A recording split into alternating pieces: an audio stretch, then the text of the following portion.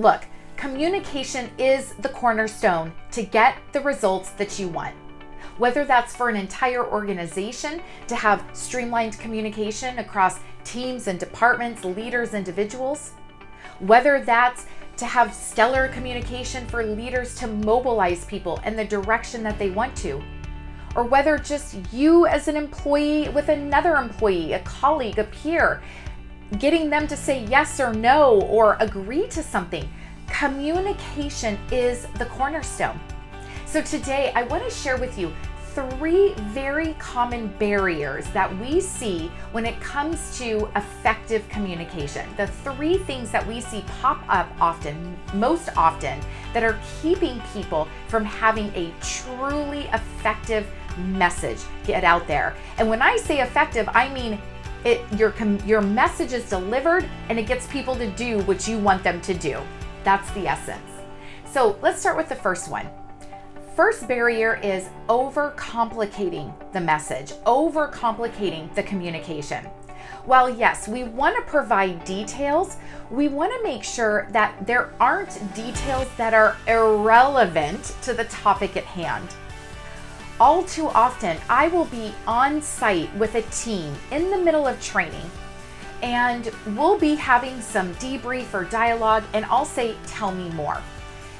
The tell me more shouldn't mean I need to hear the past 5 years of history of 50 people involved in this. The tell me more really should be tell me more of the details that are relevant to this point. So as you are crafting your message, whether that's an email, whether that's a response to someone, a presentation, really make sure that you are not overcomplicating it, that you've got the appropriate details, that you have the right data, the data that creates the most impact without causing confusion or too many data points. Really keep things from being overcomplicated. That is a huge barrier that we see. The second one is when people are too emotional.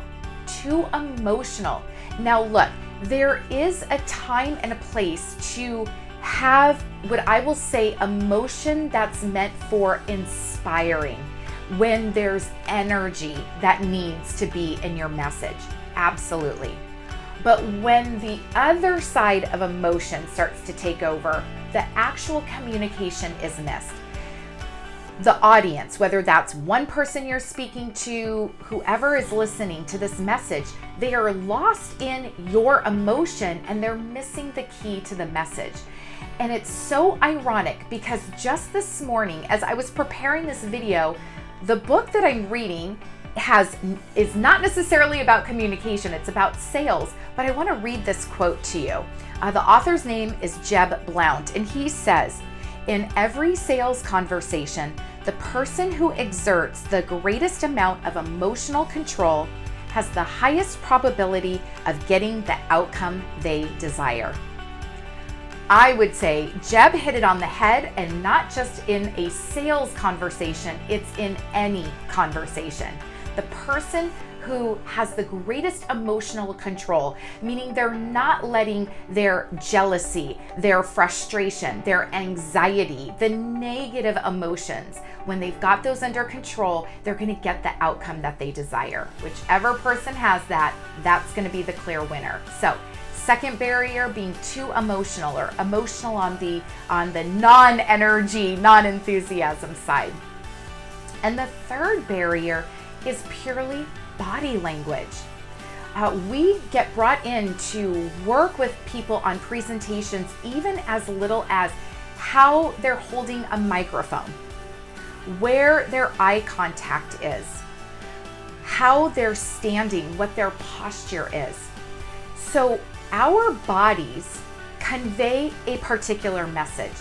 And because your audience, again, whether this is just you going in to speak with a senior leader or one of your direct reports, that person, your audience, sees you, your body, before most likely they ever hear a word come out of your mouth. So your body language has to be matching what the message is that you're about to communicate. Your body does not lie. It just doesn't. So make sure that your body language is aligned to the message. So that's the third barrier.